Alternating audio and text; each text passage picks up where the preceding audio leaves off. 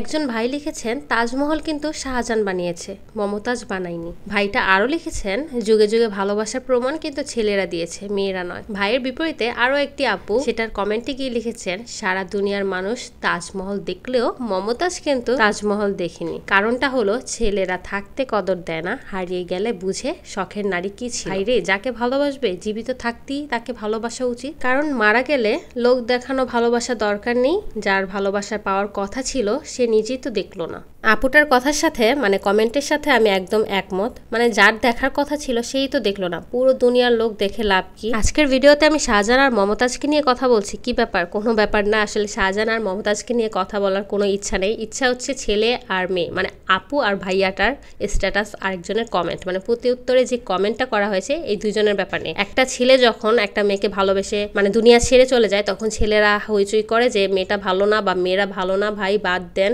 মেয়েরা দিনও ছেলেদের ভালোবাসা বুঝে না। আবার একটা মেয়ে যদি দুনিয়া ছেড়ে চলে যায় তখন দোষ পড়ে ছেলেটার, যে ছেলেটা হয়তো ভালো না, ভালো ছিল না। তখন আবার মেয়েরা হইচই করে ছেলে মানুষ এরকমই, এই সে। আসলে ছেলেরা প্রমাণ করতে ব্যস্ত যে মেয়েরা বেঈমান হয়, মেয়েরা কোনোদিন ভালো হয় না। আবার মেয়েরাও প্রমাণ করতে ব্যস্ত যে ছেলেরা বেঈমান হয়, তারা ধোঁকাবাজ হয়। আসলে ছেলেরাও ভালো না। আর অধিকাংশ সময় দেখা যায় যে ছেলেরা ছেলেদেরকে সাপোর্ট বেশি করে, মেয়েরা অবশ্য মেয়েদের এতটাও সাপোর্ট করে না, যদিও ভুলবশত করে ফেলে কিছু কিছু মেয়েরা। আবার অধিকাংশ মেয়েরাই দেখা যায় মেয়েদেরকে বেশি খারাপ বলে। এটা আমরা মেয়েরা মেয়েদেরকে অতিরিক্ত খারাপ বলে থাকি, এটা হিংসার কারণে বলি। মেয়েরা যে মেয়েদেরকে হিংসা করি, জাস্ট একটা সিম্পল উদাহরণ দিই। মনে করেন যে আমার মাই, সে বলবে দুনিয়াতে তিনি হচ্ছে একটা শ্রেষ্ঠ নারী, যে তিনি খুব সুন্দরভাবে সংসার করেছে, ধৈর্য ধরে সংসার করেছে। আবার আপনি আপনার শাশুড়িকে দেখবেন যে সেই একজন মানে সুনামধন্য একটা নারী, যে সে খুবই কষ্ট করে সংসার করছে, সে অনেক কষ্ট, ঝড় বিবাদ সব কিছু নিয়ে সে সংসার করেছে, মানে সে হচ্ছে দুনিয়াতে শ্রেষ্ঠ নারী।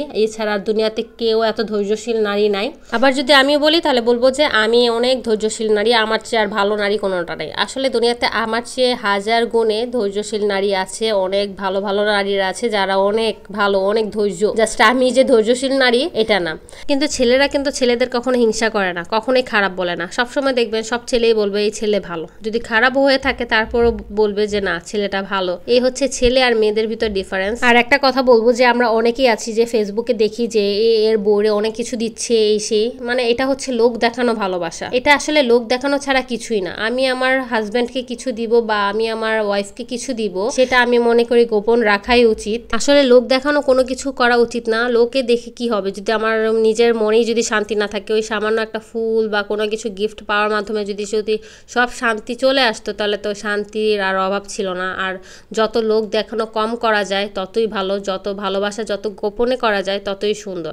আমি মনে করি ভালোবাসার মানুষটি কাছে থাকতেই কদর করা উচিত। চলে যাওয়ার পর সেইটা পুরো দুনিয়ার মানুষকে জাহের করে বলার, ওই টাইমে আমি মনে করি সেটার কোনো মূল্য নেই। হয়তো দুনিয়ার মানুষ ভাববে যে ছেলেটা আসলেই ভালোবাসছে বা মেয়েটা হয়তো আসলেই ভালোবাসছে, আর থাকতে যদি কদর নাই করা হয় তাহলে আসলে ওই ভালোবাসার কোনো মূল্য নেই।